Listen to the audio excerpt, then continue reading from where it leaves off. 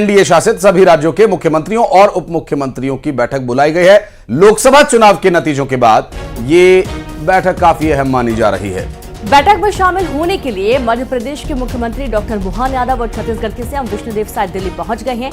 बैठक में राज्यों की नीति और विकास पर चर्चा होनी है।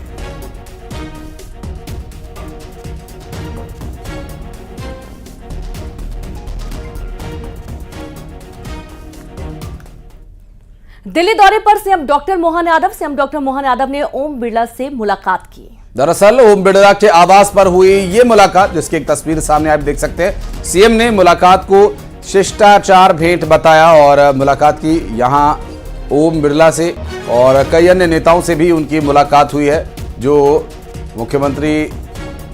सभी मुख्यमंत्रियों की बैठक में शामिल होने के लिए पहुंचे हैं। और ऐसे में उन्होंने कई केंद्रीय नेताओं से मुलाकात की, जिसकी कुछ अलग अलग तस्वीरें सामने आई हैं, जिसमें से आप ओम बिरला को भी देख सकते हैं उनके साथ मुलाकात करते हुए मुख्यमंत्री डॉक्टर मोहन यादव।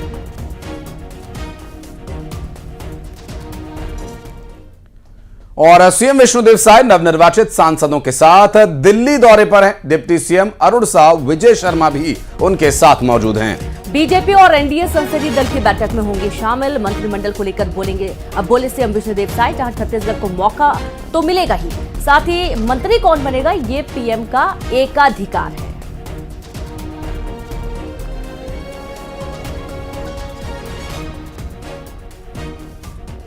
हाँ, कल सभी नवनिर्वाचित सांसदों का, हमारे भाजपा शासित प्रदेश के मुख्यमंत्रियों का, उप मुख्यमंत्रियों का और सामान्य प्रदेश अध्यक्षों का बैठक है, जिसमें हम सभी लोग जा रहे हैं। यहाँ से भी, छत्तीसगढ़ से भी हम, हमारे दोनों डिप्टी सीएम, हमारे प्रदेश अध्यक्ष जी और सभी नवनिर्वाचित सांसद जा रहे हैं। मौका तो मिलेगा ही, ऐसा तो नहीं है कि नहीं मिलेगा, लेकिन ये तो माननीय प्रधानमंत्री जी का एकाधिकार है।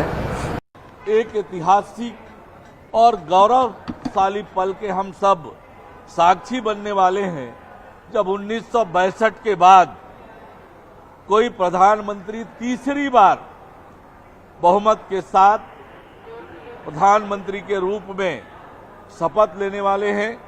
ये करिश्मा करके दिखाया है 1962 के बाद नरेंद्र मोदी जी ने, और इस गौरवशाली पल का हम साक्षी बनने जा रहे हैं।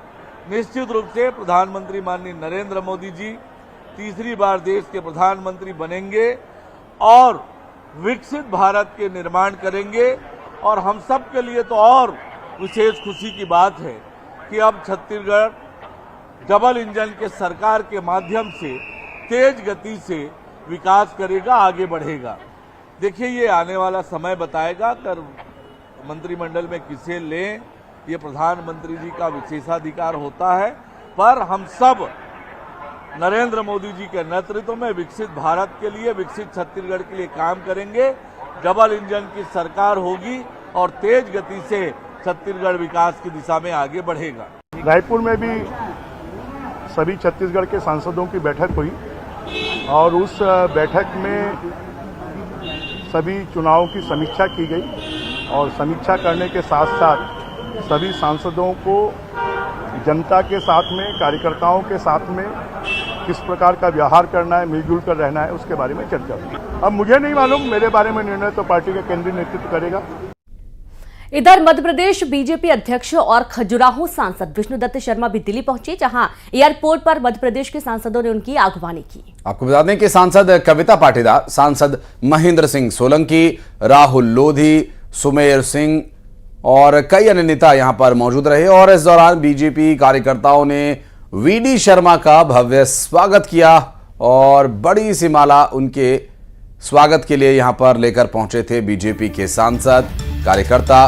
और हो भी क्यों ना, ये चुनाव बखूबी लड़ाया वीडी शर्मा ने प्रदेश में और लगातार चुनाव प्रचार में रहे।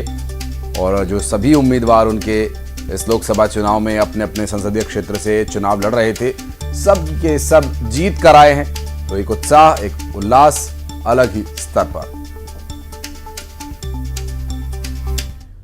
9 जून को पीएम मोदी तीसरी बार शपथ ले सकते हैं और शाम 7:15 बजे ये शपथ ग्रहण समारोह हो सकता है। एनडीए की बैठक पर टीडीपी सांसद राम मोहन नायडू ने बताया था कि एनडीए के सभी नेता खुश थे। आज एनडीए सांसदों की बैठक होगी और फिर 9 जून को मोदी प्रधानमंत्री पद की शपथ लेंगे। विधि द्वारा स्थापित भारत के संविधान के प्रति सच्ची श्रद्धा और निष्ठा रखूंगा। मैं भारत की प्रभुता और अखंडता अक्षुण्ण रखूंगा।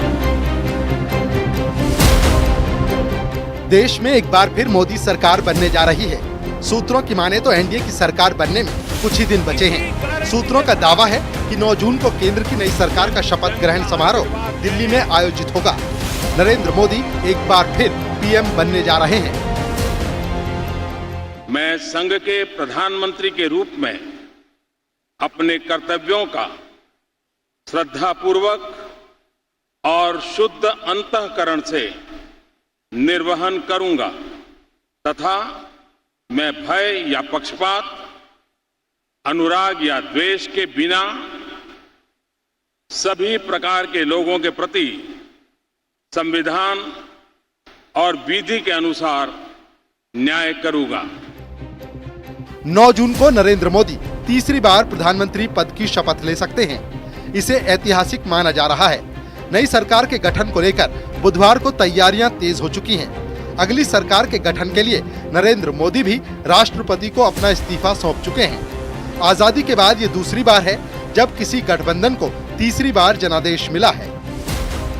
लोकसभा चुनाव में एनडीए को बहुमत मिला है और तीसरी बार सरकार बनाने जा रहा है। तीसरी बार पीएम पद की शपथ लेते ही नरेंद्र मोदी के नाम एक नया रिकॉर्ड भी जुड़ जाएगा। वो देश के दूसरे ऐसे नेता बन जाएंगे जो लगातार तीसरी बार चुनाव जीते और देश के पीएम बने। इससे पहले ये रिकॉर्ड जवाहरलाल नेहरू के नाम पर है। मोदी उनके रिकॉर्ड की बराबरी करेंगे। इस बार रिजल्ट आने के 5 दिन बाद शपथ ग्रहण समारोह रखा गया है। 2019 के नतीजों के 7 दिन बाद नरेंद्र मोदी ने प्रधानमंत्री पद की शपथ ली थी। 2014 में नतीजों के 10 दिन बाद नरेंद्र मोदी ने पीएम पद की शपथ ग्रहण की थी। इस बार नतीजे आने के 5 दिन बाद यानी 9 जून को पीएम मोदी शपथ ग्रहण कर सकते हैं।